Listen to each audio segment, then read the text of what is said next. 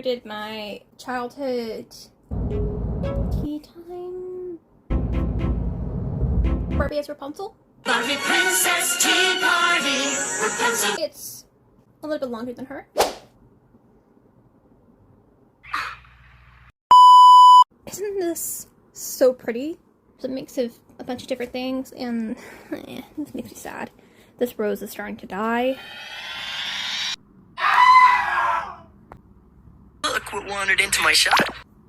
It's Picnic Casket Frankie. Now, she does not have her jackets, nor does she come with accessories, so I don't know if that's going to be a pain, but Frankie is my favorite character. I've mentioned this multiple times before. This doll was about like $40-something, probably a little too expensive. That is more of what the 2-pack with Jackson would have costed if I got it in stores. And it's Picnic Casket Frankie, my ultimate favorite Frankie. I already have, oh gosh, I almost forgot her name.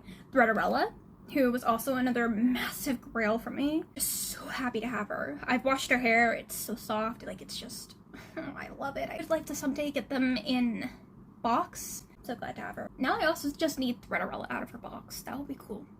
Anyway, so I'm not really a fan of modern Barbie all too much. I do not really like Millie face sculpt all that much. I don't like the hollow legs, printed faces, a lot of the fashions. I'm very much a 2000s type of Barbie gal, you know what I mean? Those are the fashions that I prefer. Just love the quality of the materials. I understand economic reasons, pricings, and things like that. It's kind of difficult for Mattel business-wise to be able to resort to that sort of stuff, but at the same time, it's just kind of like, I'm not really a fan of modern Barbie. I had a fashionista doll in 2016, 17, I think, at one stage. I donated her.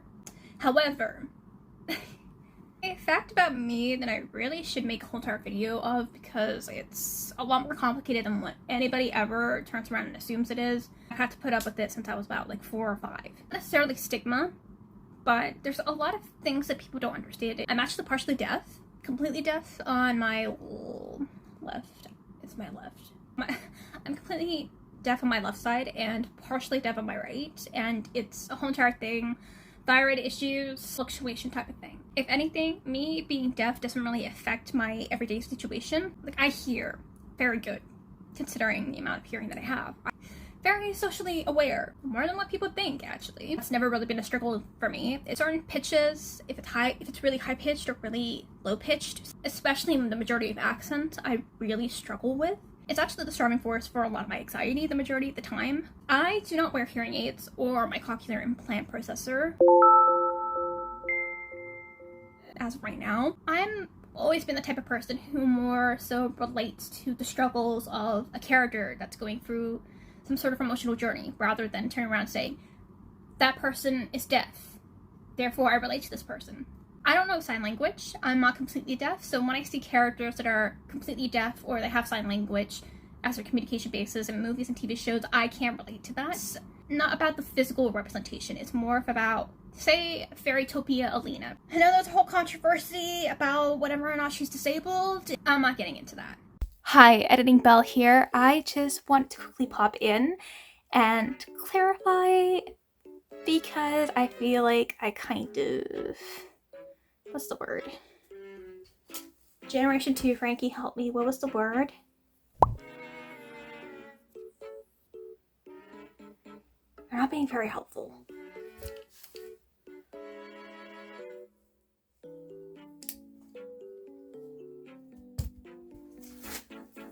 Hold tight, what was the word?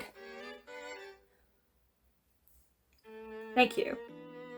I feel like I didn't articulate myself very well here. So basically, what I was trying to get at is, as a kid, I personally didn't feel like I needed to see myself represented in the media that I was watching, because I felt like I didn't have to, in order for me to relate to a character, they didn't have to be deaf or have hearing aids. Because my self-worth as a child growing up, because children are vulnerable, was relied on the way people treated me. Because I looked at that and saw my self-worth and thought whether or not I was a good person or not. Just wanted to clarify so my way of talking it doesn't get miscued. Thank you. Why did I do that? But obviously, every now and again, I do believe it's obviously important to have that representation so kids can look at that and understand, okay, I am normal. Because I was the only kid who grew up at my primary school and had hearing aids. For the first couple of years of me being deaf, it was never something I noticed. I never noticed like changes in treatment in that regard. But at some point during my childhood, there was a stage where I turned around and thought, people being horrible towards me because I'm deaf, because I have a disability, or is it something completely separate? And it was always hard to distinguish that. As a little kid, the one representation I did have that I actually really did like, that's Gabriella from the Little Mermaid TV series. I wish with all my heart that I could sing. My name's Gabriella. I'm deaf. I speak sign language. Again, even though I couldn't relate to the whole sign language, there's always been a possibility that I could potentially become completely deaf one day. Having a character like that was only something. That's kind of an in-between subject for me personally. Woo! However, when I saw this doll, of course, it's the fashionista hearing aid Barbie. So she was a nightmare to try and find. I've tried to find her locally. Here in Australia, they retail for about $14. So I resorted to having to spend $50 on this doll. Only because she means something to me personally. Otherwise, if I had the resources to, I obviously wouldn't have done that. An interesting thing about this doll is that I actually feel like, in a weird way, maybe with a different face paint with the lips and lighter hair, she could have passed up as me as when I was 12 years old. Greenish eyes, the face shape, the nose. The nose is pretty close. And the fact that she wears pink hearing aids, because come on, I obviously had colorful hearing aids as a kid. I did. Is loved, cherished, all of the above. Yeah, this was something that my mom and I were both tried to sought after, and I finally caved in and decided to buy her for $50 on eBay because I couldn't find her. What's done is done, right? Disabilities are obviously a small category compared to, you know, normal functioning hearing people. Children need that some sort of representation, and I think if I had this as a kid, this would have been the one exception where I'll be like, okay, yep, I fully accept this, and yeah, I would have felt a little bit less abnormal. Anyway, let's divert from my conversation. I found these. They're Winnie the Pooh Disney utensils. I thought they were cute. I bought more paintbrushes. They were cheap, so yeah. Acrylic paint. I don't think I've tried this brand before. If I have, it would have been like many years ago when I was in high school. Yeah. So I've been consistently obsessed with these weekly planner journal diaries type things since last year. Last year I had like a Disney Villains one, and this year I actually have a Barbie. And I initially turned around and thought, do I really need another one? What am I gonna do with it? And then I realized that if I don't grab it now, I'm not obviously gonna grab it again. And it's cute, so that's the reason why I bought it. I'll just use it for next year. 100th anniversary magical weekly planner from Disney. And it's beautiful. I love these. They come with a bunch of stickers and just a bunch of like notepads at the end. They even got like a couple of pictures at the back. Yeah. And then we've got a bunch of pictures during the weekly calendars. I've been on a bit of a Disney craze lately. I blame Cinderella 3 and Twist in Time because I rewatched that recently. I forbid you to take another step down these stairs! Okay. Another Disney thing, hermetic coasters from Alice in Wonderland, and they are originated from Hot Topic, but they're Australian based, and I've got this one currently out. It's really cute. I'm printing at the back. It'll only be hand washed, and you can actually feel the etching of the drawing itself. Here is the White Rabbit. There's this one with Alice again. Every adventure requires a first step. I don't believe that was a quote from the movie. So I did go into the kids stationery section because I couldn't help it. As I said, I'm on a bit of a craze because of Cinderella. So I was kind of trying to hopefully seek out Cinderella-related items. Got a billion sketchbooks. I really don't need to have another one. So I might as well grab So I might as well grab it. Now before, you know, I actually need a sketchbook. There's a Cinderella sketchbook. Ages 3 and up. Oh! There's some more stickers. Nice. And there's even a couple of illustrations of the Disney princesses too.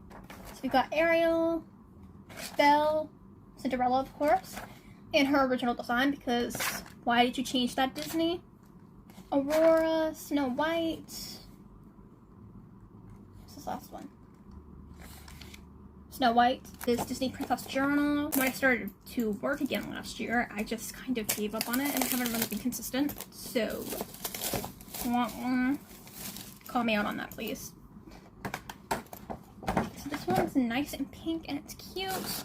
We've got more Disney princesses, Tiana, Aurora, and Jasmine. This is ready for whenever. And there we go, we have the journal. And it's got the castle on front. I believe it's Cinderella's castle. Even have Aurora's crown down here. Slingshot. Ooh, that's pretty. Yeah.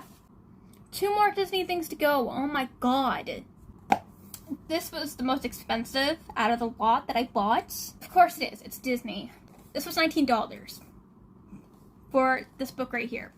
But when I had a closer look and I wasn't just looking at the front cover and kind of judging it because I thought it was going to be like a bunch of like Disney tales all intertwined together, because just as the Disney book, I had a closer look, a celebration of the Walt Disney Animated Studios, and it's exactly what it sounds like.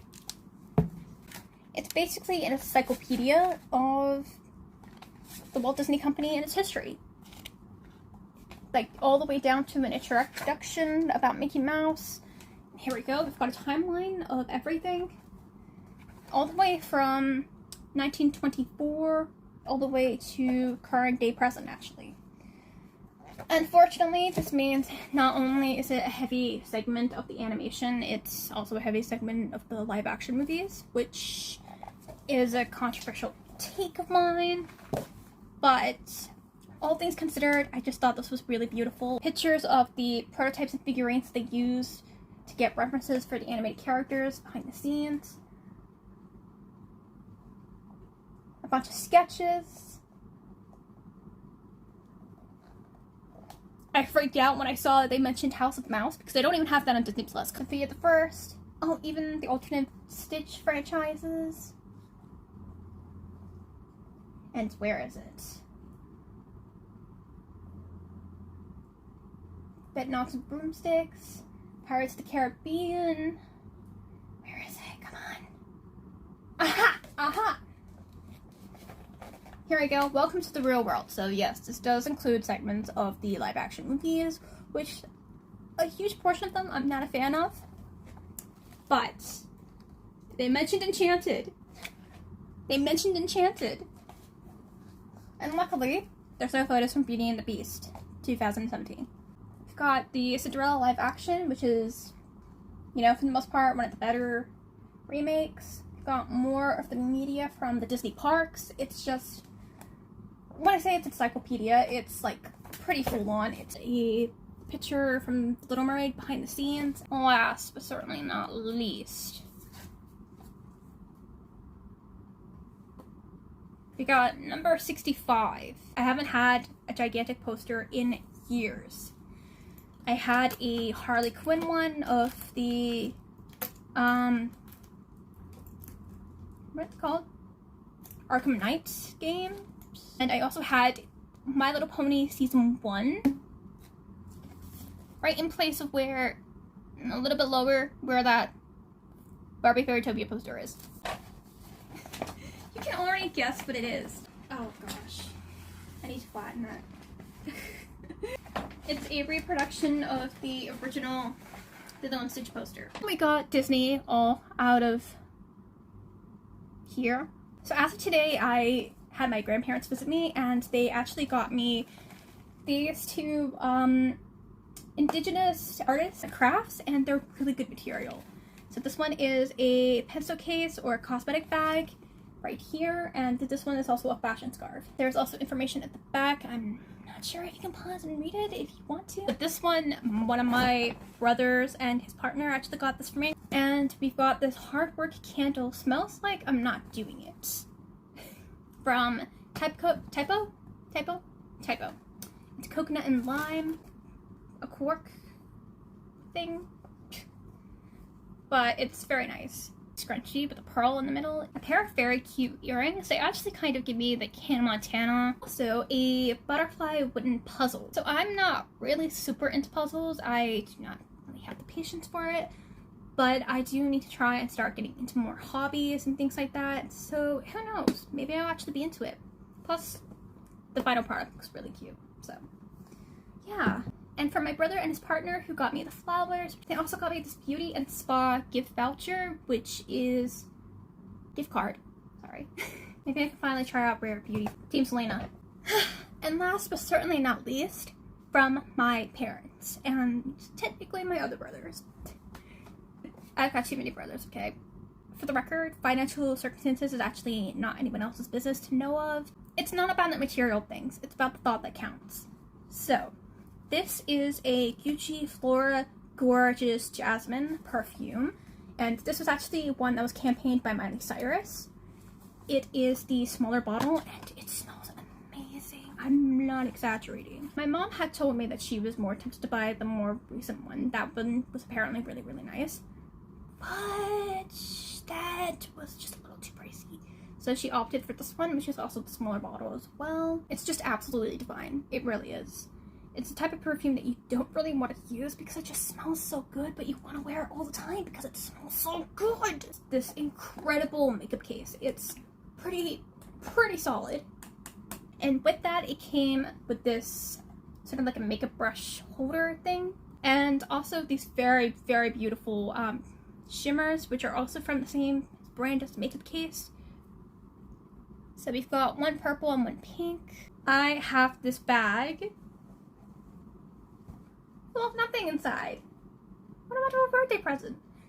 Just joking. The item's actually down over here. So this is a very, very, very luxurious brand, which we found while we were doing a day trip thing. And this is from Abdullah London. I don't know if I pronounced that correctly, but there you go. So this one, my mother really insisted on me choosing on which one I wanted, and really insisted on me getting something from this.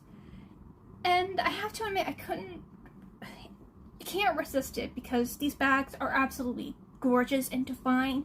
And the interesting thing is that there's only ever 2 of the exact same made in the whole entire world. So very, very exclusive. So here is the handbag. As you can see, it is a round little bag. It's got a bunch of designs and decals on it. It's got actual lacing here at the front and a buckle that doesn't open. It's just a design purpose. It's got a little pocket right here, although you can't obviously fit anything in it. And it's got a little button, and it's gorgeous.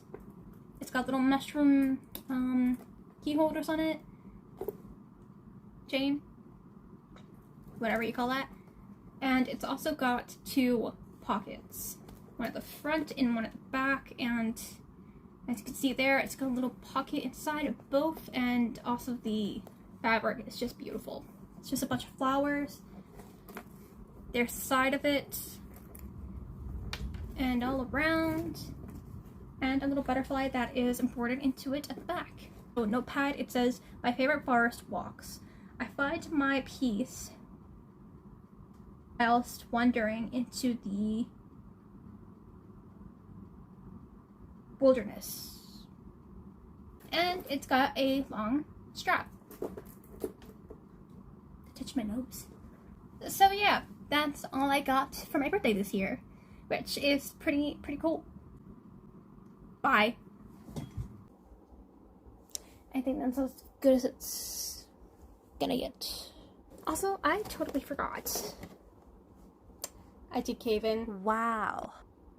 My parents decided to buy this for me in the end, even though I was gonna pay for it. If I don't get it now, I'm never probably gonna get it, and I'm gonna regret it. I'm guessing.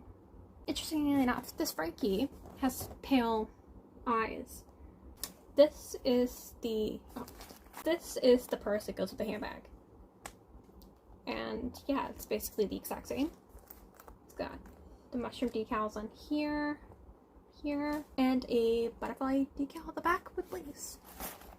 So, it's pretty cool.